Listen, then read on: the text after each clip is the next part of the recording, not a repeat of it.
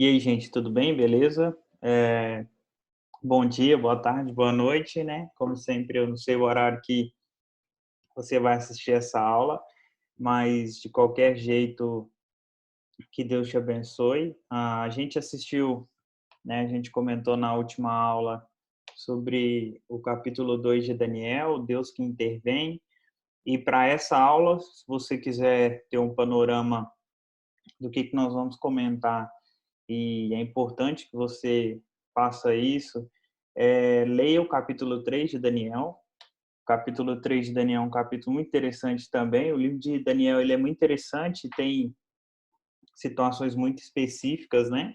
E aqui é mais uma delas. Então a gente vai falar sobre a providência de Deus enquanto a gente é fiel, né? A providência de Deus expressa pela fidelidade humana, que a gente vai ter muito esse relacionamento de Deus intervindo, de Deus agindo, assim como a gente falou no capítulo 2, mas também, e é um tema muito recorrente, vai continuar também na fidelidade humana. Nessa aula e nesse capítulo especificamente, a gente tem uma curiosidade que a gente não verá a presença de Daniel, né? Apesar de o livro ser de Daniel, Daniel ser o protagonista do livro e ser o ator principal aí das ações, das tomadas de decisão, a gente não verá nem no texto, nem aqui na lição sobre ele, mas sobre Ananias, Misael e Azarias. E aí,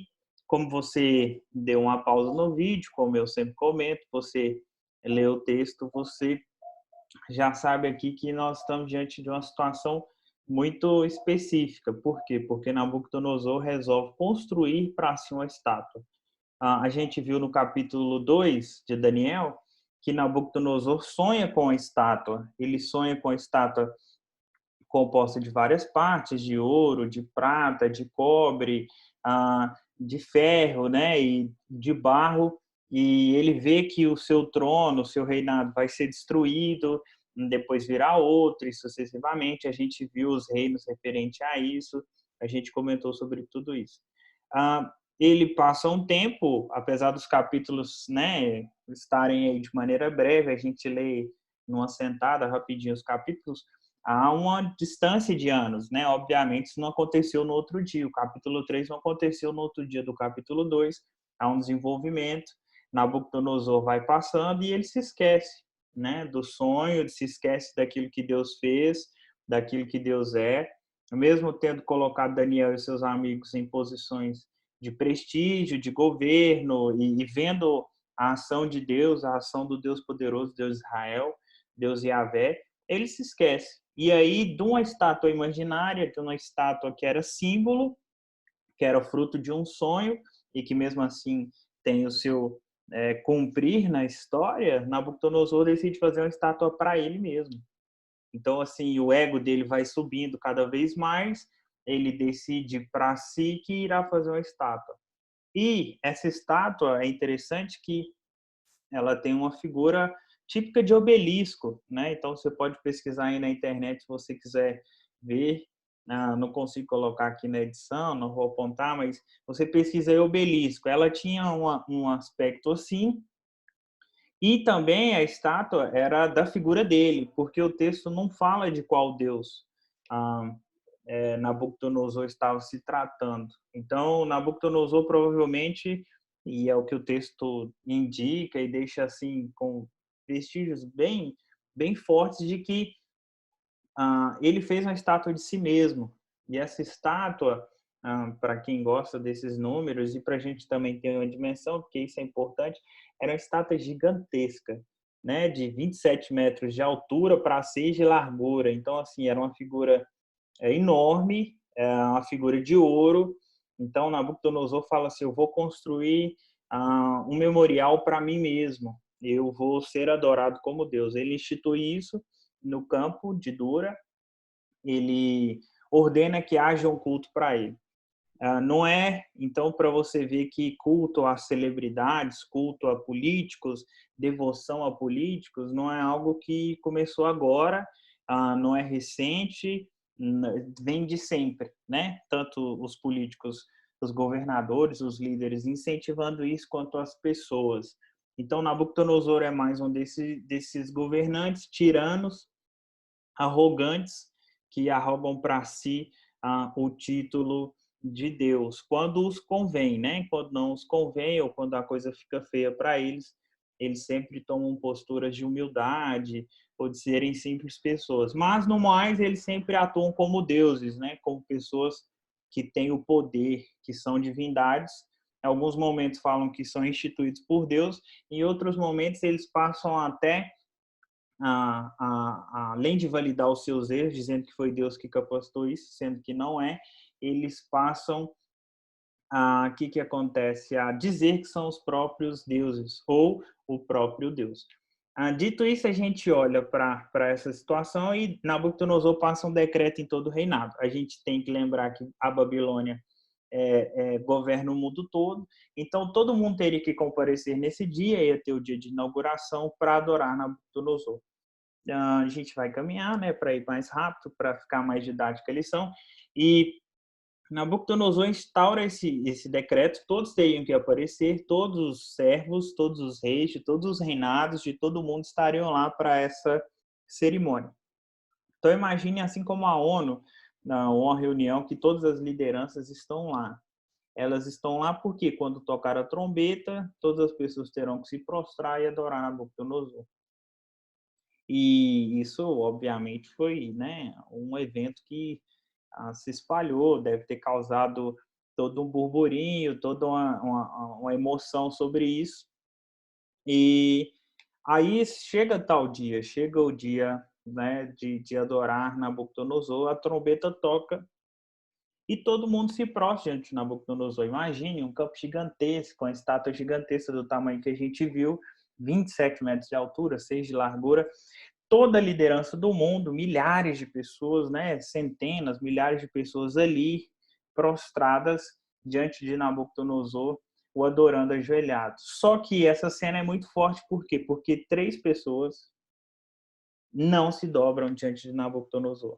Então, todos estão lá diante de Nabucodonosor, prostrados, mas 3 pessoas não. E quem são?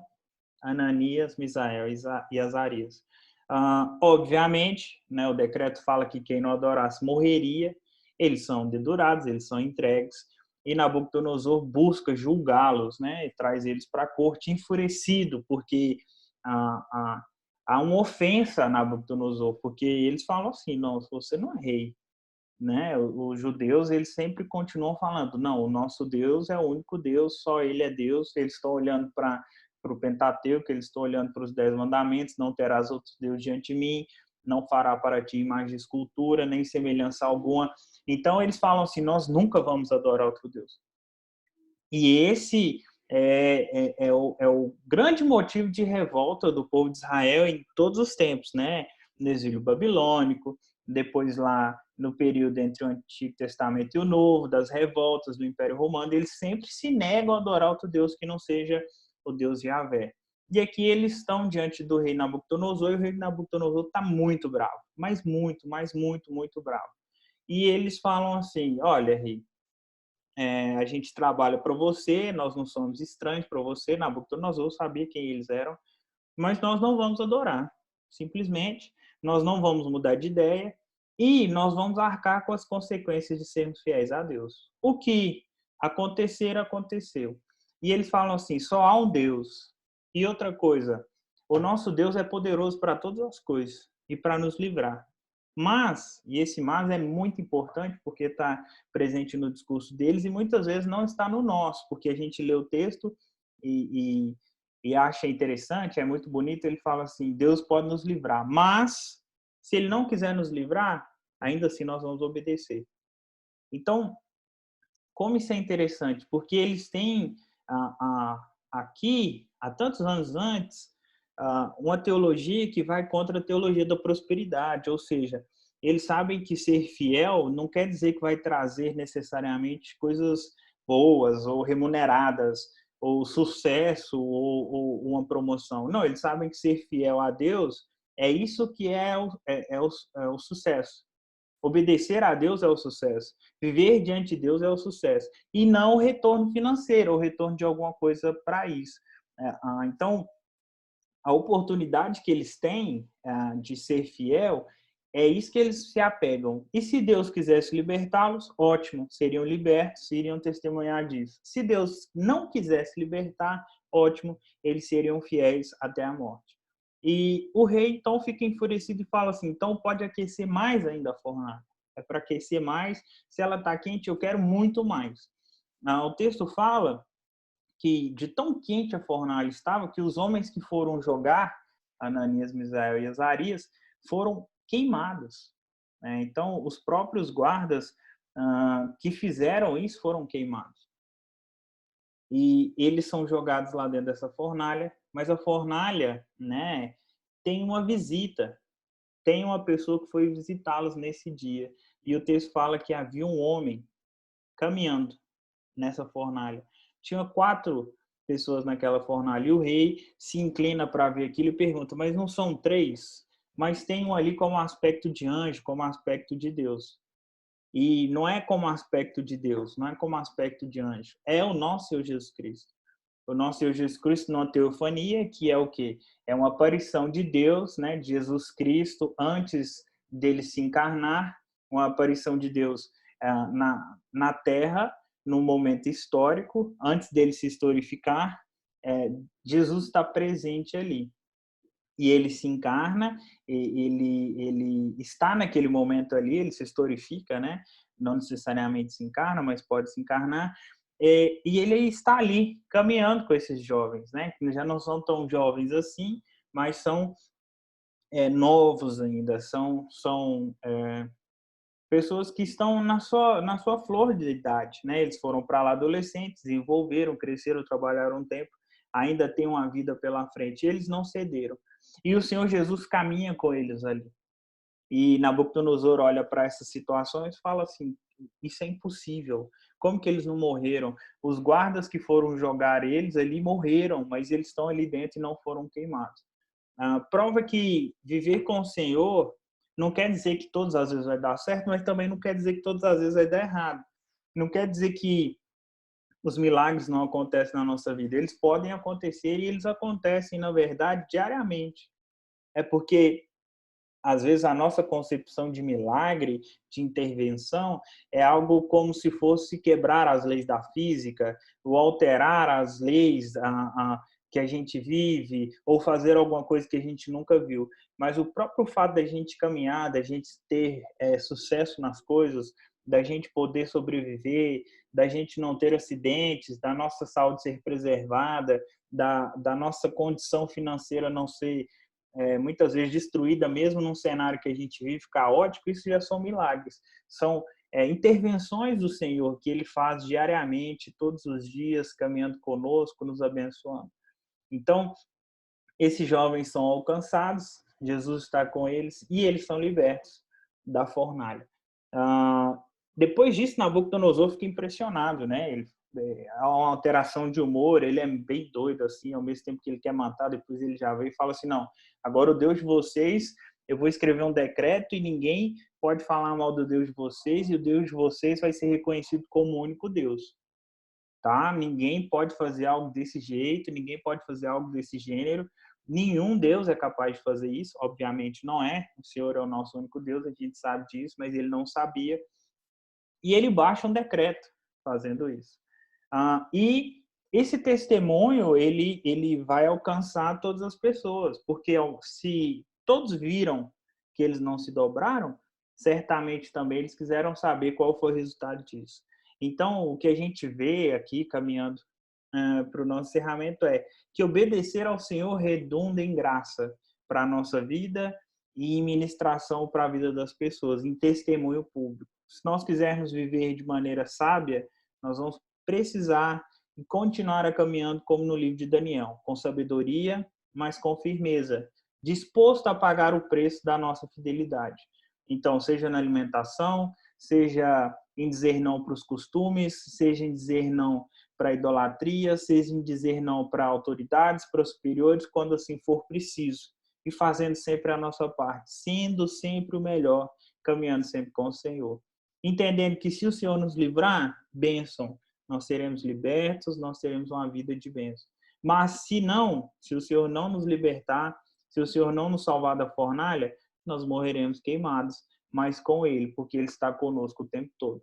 Prova disso é o nosso Senhor Jesus Cristo. Ele caminhou nessa terra, Ele foi fiel, e ainda assim Ele não foi eximado, né? Ele não teve em si, e Ele poderia escolher isso, Ele não abdicou de servir na cruz. Ele não abdicou de entregar a sua vida na cruz, e Ele foi até o final. Então, o nosso olhar deve ser sempre para Jesus, que mesmo podendo não fazer, e esse não é o nosso caso, nós não temos essa opção, Ele escolheu fazer.